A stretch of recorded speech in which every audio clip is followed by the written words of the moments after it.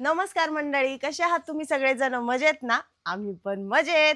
मंडळी, माझ्या गोठ्यातले बरेचसे व्हिडिओ बघितल्यानंतर बऱ्याचशा मंडळींनी मला एक प्रश्न विचारला की ताई, तुम्ही गोठ्यामध्ये कुठला पशुआहार वापरता, कुठलं खाद्य वापरता गायांना, ते सांगा. तर याच्या आधी जवळपास 2 महिन्यापूर्वीचा माझा जो शेण भरतानाचा व्हिडिओ होता, त्याच्यामध्ये गायांनी शेण पातळ टाकलेलं होतं. मी गायींचं पातळ शेण भरत होते. तर काही शेतकऱ्यांनी मला सांगितलं की ताई, तुमच्या गायांची पचनक्रिया जी आहे ती खराब झालेली आहे, तर त्यामुळे गाया पातळ शेण टाकत आहेत. तर तुम्ही पशुआहार कोणता घालताय, कांडी खाद्य कोणतं घालताय, एकदा सोनाईचा पशुआहार वापरून बघा. तुम्हाला 100% रिझल्ट जाणवेल. गायांची पचनक्रिया सुधारेल. त्याच्यानंतर पचनक्रिया सुधारल्यानंतर गाया शेण पातळ जे टाकताय ते पूर्णपणे बंद होईल आणि गाया पावटी शेण टाकायला लागतील.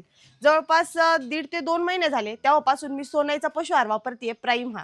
तर खरंच म्हणजे शेणामध्ये मला इतका 100% रिझल्ट जाणवला आहे आणि त्याचबरोबर गायांची पचनक्रिया सुधारली आहे. दुधामध्ये पण बऱ्यापैकी वाढ झालेली आहे आणि तसंच क्वालिटीमध्ये पण खूप चांगली सुधारणा झालेली आहे.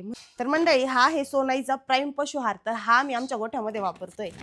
हा पशुआहार देताना हा कोरडाच देतोय. म्हणजे तसं मला ज्यांनी हे खाद्य घालायला सजेस्ट केले तर त्यांनी मला सांगितलं होतं की पशुआहार देताना हा कोरडा दिला पाहिजे, त्याला पाणी वगैरे अजिबात टाकायचं नाहीये. हे पहा मंडळी, त्याच्यावरती लिहिलेलंच आहे, सोनाई प्राईम, दूध देणाऱ्या गाई व म्हशींसाठी उच्च प्रतीचा पशुआहार. तर खरंच एकदम उच्च प्रतीचाच पशुआहार आहे. चला आता एकदा गायांना खाद्य ठेवून घेते.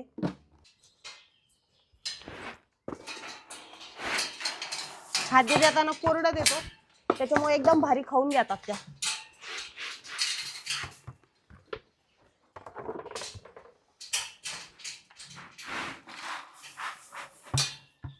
सोनाईच्या या पशुआहाराला गुळाचं मॉलिशियस आहे, त्याच्यामुळे एकदम भारी खाऊन घ्या. काहीच ठेवते, डायरेक्ट टाकल्या टाकल्या सपाचट. तर मंडळी, आम्ही आमच्या गोठ्यामध्ये सोनाईचं कांडी खाद्य वापरतो. तुम्ही सोनाईचं कांडी खाद्य वापरता की नाही तुमच्या गोठ्यामध्ये, मला कमेंटमध्ये नक्की सांगा.